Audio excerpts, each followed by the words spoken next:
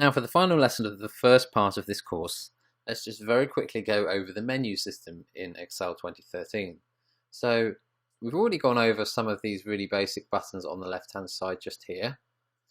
But what I want to take you over is how this whole menu system works. So each of these buttons across the top is known as a ribbon. So you have the home ribbon, the insert ribbon, the page layout ribbon, and so on.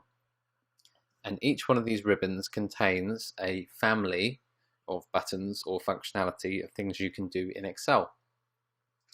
Home, as we've already seen, tends to contain the most commonly used functionality or the most commonly used buttons in Excel.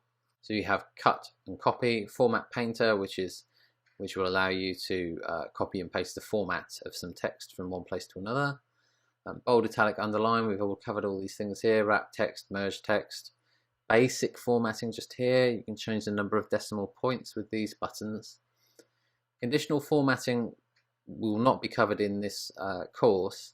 It's a slightly more intermediate function. It allows you to colour in cells based upon what's in them. So say you want a red or amber green colour on a management report, depending on how high or low a number is, you can use conditional formatting to do that kind of thing.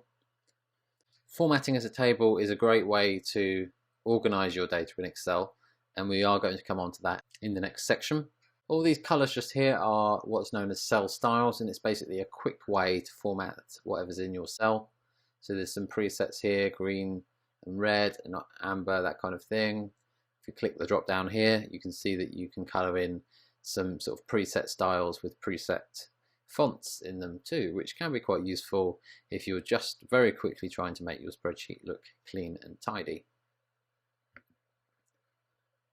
Over here on the right hand side you will see that there is a sort button. Now we are going to cover how to sort your data, so if you want to sort it from highest to lowest, A to Z, that kind of thing, can be really useful. Next is the insert menu. Now there's only a couple of things on this insert menu that we're going to cover in this course because quite a lot of them are more advanced features. Pivot table here is one of the most useful things that you can ever learn with Excel.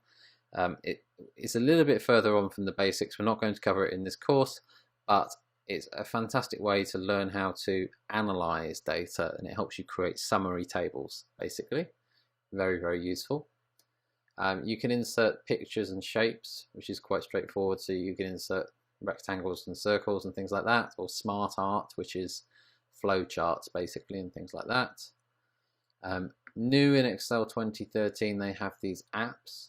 So you can add web elements like searches and maps into your spreadsheet.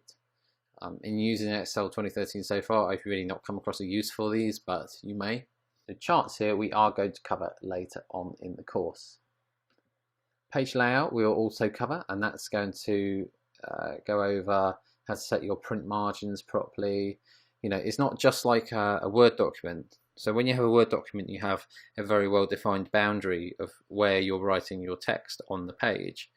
Excel's a little bit different to that because you can extend your text far beyond the right hand side of the screen here. You know, you could go on for many columns, or you could go down many rows. So how do you set your print margins to get everything to fit into the page is really key. So we are going to cover that. Formulas are how you can do calculations in Excel. There's over 400 of them in Excel 2013. In this course we're going to cover just a handful of them, and I think even in an advanced course you're only going to cover 10 or 20 really useful ones. But there are literally hundreds of things you can do. The most simple of those you might find on the recently used list: sum and average. For example, you might use sum to sum up a number of values in a list to work out what they total. The data tab here, all we're really going to cover in this lesson is sorting and filters. Filters are quite a useful way of navigating through your data to try to narrow down the selection of data that you're actually viewing at a point in time. Review contains things like spell check and thesaurus, and view allows you to just change the way the page is viewed. So there's various options here, like zooming in or page layout, which will be how it's going to print. Finally, there's a little interesting tab here called Developer. The Developer tab is something for what I would call advanced functionality, which is where you can do something called creating macros.